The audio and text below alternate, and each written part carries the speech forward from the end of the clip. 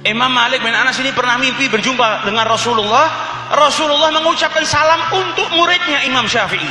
Imam Syafi'i ini muridnya Imam Malik bin Anas, usianya beda jauh. Tapi kepandaian dan kesungguh-sungguhan Imam Syafi'i menjadi permata, menjadi cahaya matanya Imam Malik bin Anas. Sampai Imam Malik bin Anas pernah mimpi berjumpa dengan Rasulullah. Rasulullah nitipkan salam buat santrinya. Baligh salami ila Syafi'i Muhammad ibn Idris.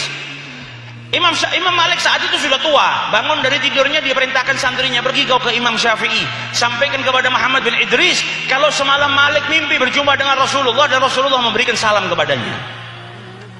Maka santrinya Imam Malik bin Anas pergi ke rumah Imam Syafi'i. Sampai di rumahnya Imam Syafi'i bawa kabar gembira. Saking gembiranya Imam Syafi'i tahu, kata Rasulullah, apa kalau engkau diberikan sesuatu yang berharga oleh orang, maka balaslah dengan yang lebih berharga. Salam saja kita diperintahkan balas dengan yang lebih mulia. Idza hayyaitum bisalam fahayyu bi ahsani minha. Kalau ada orang mengucapkan salam kepada kita, salam itu doa. Assalamualaikum, berarti orang itu baik. Maka jawablah dengan yang lebih baik. Waalaikumsalam warahmatullahi wabarakatuh. Syafi'i ketika dapat kabar gembira, itu yang disuruh sama Imam Malik bin Anas mau dikasih hadiah, tapi beliau nggak punya apa-apa. Hanya punya pakaian yang dipakai pada dirinya, itu pakaian yang paling bagus. Pakaian yang di lemarinya pakaian jelek-jelek, yang dipakai ternyata yang paling bagus. Dilepas pakaiannya, diberikan kepada santrinya Imam Malik yang bawa kabar gembira. Pulang ke rumahnya Imam Malik, ditanya sama Imam Malik, apa yang kau sampaikan kepada Syafi'i? Sudah. Kemudian saya diberi hadiah. Apa? Ini bajunya Syafi'i. Kata Imam Malik bin Anas, apa bolehkah aku pinjam bajunya Syafi'i? Ini bajunya orang istimewa, bajunya orang yang mendapatkan salam dari Rasulullah SAW. Ini padahal Imam Malik bin Anas gurunya Imam Syafi'i. Tapi orang yang hatinya ada mahabbah kepada Rasulullah, alim dan cinta kepada Nabi yang luar biasa, menjadikan satu sama lain saling menghormati, tawadhu yang luar biasa. Makanya kalau kita baca sejarahnya para alim ulama yang punya mahabbah, selalu di situ ditulis tatalamat, satu sama lain saling berbagi ilmu. Bajunya Syafi'i diambil, dicuci dengan air, airnya diminum oleh Imam Malik bin Anas, mengharap keberkahannya Imam Syafi'i.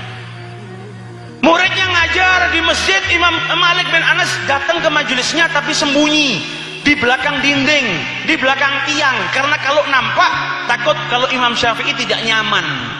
Karena ada gurunya duduk di antara para santri, mendengar keluasan ilmu muridnya, kagum dengan muridnya sendiri, hormat dengan muridnya sendiri. Sampai setelah pengajian, di dinding dulu di Masjid Nabawi itu, dinding tersebut ada tulisannya Imam Malik bin Anas sebelum ada renovasi. Ditulis oleh Imam Malik bin Anas, man arada ilmun nafis fa'alaihi bi Muhammad ibnu Idris. Barang siapa yang mau ilmu yang berharga, maka hendaknya dia menuntut ilmu atau belajar dengan Muhammad ibnu Idris, yaitu Imam Syafi'i. Selesai ngaji, selesai ngajar, Imam Syafi'i tahu kalau ternyata Imam Malik datang ke pengajiannya, duduk di belakang tiang. Beliau datangi, sudah pergi Imam Malik, dan beliau dapati ada tulisan di tiang Masjid Nabawi, pujian dari gurunya untuk muridnya. Maka Imam Syafi'i pun menulis di bawah pujian Imam Malik bin Anas, wa kaifa yakunu dzalik wa ana tilmidzu Malik. Bagaimana mungkin aku ini bisa jadi seperti itu sedangkan aku adalah santri atau pelajar atau murid daripada Imam Malik bin Anas. Satu sama lain saling menghormati, satu sama lain saling mengagungkan. Ini orang-orang yang di hatinya dipenuhi rasa cinta kepada Rasulullah SAW. Orang kalau di hatinya ada mahabbah, maka dia mendapatkan safwah al-iradah, kemauannya ini yang baik-baik. Makanya orang-orang yang soleh itu kemauannya luar biasa, pengen bangun malam tahajud, pengen begini, pengen begitu, nggak punya kemauan maksiat. Karena apa? Dalam hatinya ada mahabbah kepada Rasulullah SAW. Kemauannya, cita-citanya pengen bangun ini, pengen punya majelis yang di situ dibacakan sejarah Nabi, kepingin punya pengajian sholawat. Nah, kebaikan-kebaikan ini datang dari mana? Dari hati yang suci, hati yang dibersihkan dengan mahabbah kepada Rasulullah SAW. Semakin kita cinta, tempat wadah hati ini semakin bersih, semakin bersih, semakin bersih. Akhirnya apa? Kemauan-kemauan yang numbuh dalam hati kita ini, kemauan-kemauan yang suci, yang bersih. Makanya kadang kita, kalau pas hati ini lagi bersih, kita punya kemauan yang luar biasa. Besok kepingin puasa, besok kepingin hadir pengajiannya fulan, besok kepingin sedekah, alhamdulillah dapat rezeki.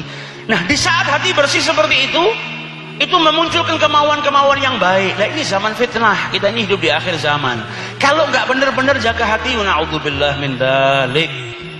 Orang sekarang gunakan lisannya buat fitnah sembarangan.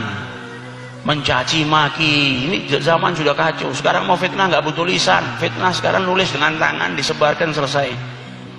Orang mau berbuat dosa semakin banyak, orang mau beramal hasanah, mau beramal baik semakin sulit karena godaannya semakin besar.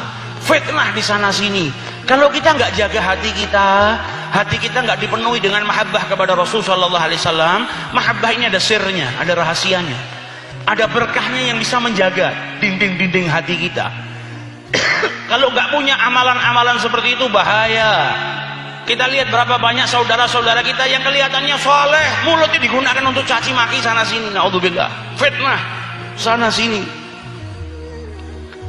Bukan hanya fitnah orang soleh, ulama kadang difitnah, ulama dikomentari. Wa'iyadzubillah, saudara seimannya yang awam, yang bodoh nggak boleh difitnah.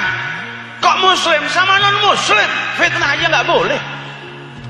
Nah ini malah orang-orang besar difitnah. Nah ini orang-orang yang nggak jaga dirinya, nggak jaga hatinya.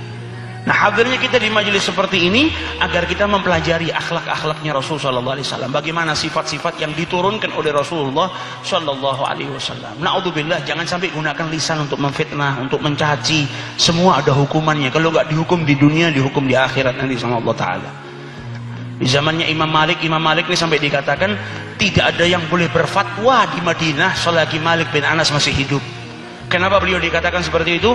Karena di zaman Malik bin Anas dulu ada salah seorang wanita yang meninggal dunia. Dipanggil tukang mandikan jenazah, seorang wanita juga masuk di ruangan dimandikan. Ketika buka pas kelamin wanita yang meninggal tadi, melihat kemaluan wanita tadi, si pencuci atau yang mandikan jenazah tadi berkata apa? Berapa banyak orang yang berzina dengan wanita ini. Ini kemaluan wanita sudah dipakai berzina berapa kali. Dia memfitnah.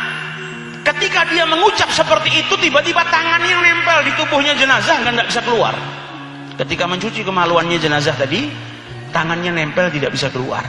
Sampai orang masuk ke ruangan tersebut mau nyiapkan kafan, diusir sama dia malu. Nanti dulu, kami belum selesai memandikan. Sampai akhirnya orang curiga dan ternyata benar ada sesuatu yang terjadi. Tangannya si pencuci jenazah tadi masuk ke dalam kemaluan wanita yang wafat tadi dan tidak bisa dikeluarkan. Sampai akhirnya dipanggil para ulama, ini gimana solusinya? Sebagian ulama bilang apa? Potong tangannya, karena memakamkan jenazah itu hukumnya wajib, gak boleh tertunda. Sebagian ulama yang lain mengatakan apa? Yang dipotong bagian kemaluan si jenazah. Karena apa? Karena mendahulukan atau mengutamakan yang hidup itu lebih mulia daripada yang sudah wafat. Berdebat para ulama sampai akhirnya ada yang mengingatkan, hei, kenapa kalian memperdebatkan hukum sedangkan di antara kita masih ada Imam Malik bin Anas? Mereka semua sadar, oh iya masih ada Malik bin Anas. Dipanggil Imam Malik bin Anas. Maka Imam Malik bin Anas berdiri di luar kamar tempat memandikan jenazah. Dia tanya kepada yang nyuci jenazah, apa yang kau lakukan sehingga engkau bisa terjadi seperti ini? Dibilang saya memfitnah yang meninggal ini. Saya katakan kalau dia sudah berzina. Kata Malik bin Anas, engkau tidak bisa memfitnah seperti itu. Engkau tidak bisa menuduh seseorang berzina terkecuali engkau mendatangkan 4 saksi yang melihat orang itu berzina. Nah di zaman sekarang orang memfitnah sembarangan, fulan berzina, fulan berbuat seperti wa'iyadzubillah. Maka kata Malik bin Anas apa? Suruh wanita-wanita masuk ke dalam ruangan tersebut dan memukulnya, ghadhaf. Dia harus menerima hukuman bagi seseorang yang menjatuhkan ghadhaf tentang perzinaan sedangkan dia nggak punya bukti, maka dia dicambuk 80 kali. Maka wanita lain tadi masuk, dicambuk si wanita yang memfitnah tadi 80 kali. Cambukan yang ke-80 tangannya langsung lepas dari tubuh si mayit. Nah ini terkadang Allah turunkan hukuman di dunia sebelum di akhirat. Kalau enggak di dunia maka dikumpulkan sama Allah Subhanahu wa taala dan kelak hukuman tersebut diberikan di akhiratnya Allah Subhanahu wa taala lebih pedih daripada hukuman dunia, wa'iyadzubillah. Maka dari itu hadir kita ke majelis-majelis seperti ini supaya ada kemauan-kemauan yang bersih. Sesuatu yang jelek, yang kotor, yang tidak ada manfaatnya jauh, tertolak dengan sendirinya. Tidak muncul dalam hati kita. Tapi kalau kita enggak hadir ke majelis seperti ini, wa'iyadzubillah, nanti akhirnya punya kemauan yang enggak. Oh, pulang pengajian keplek wae ya. Pulang dari pengajian cari perempuan ya. Kadang ada orang yang hadir pengajian pulang goncengan sama pacarnya. Jadi habis ngamalin sunnah, ngamalin haram. Tidak ada manfaatnya akhirnya.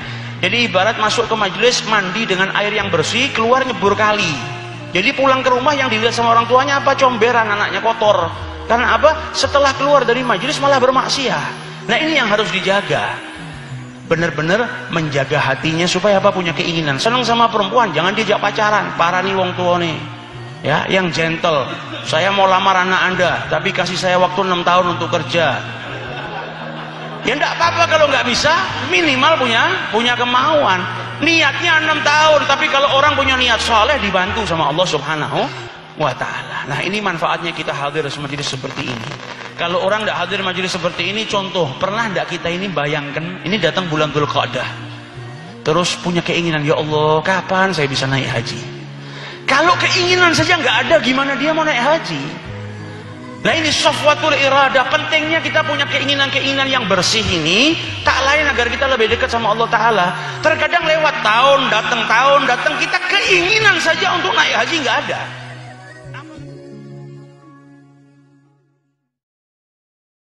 شكرا يا ربي شكرا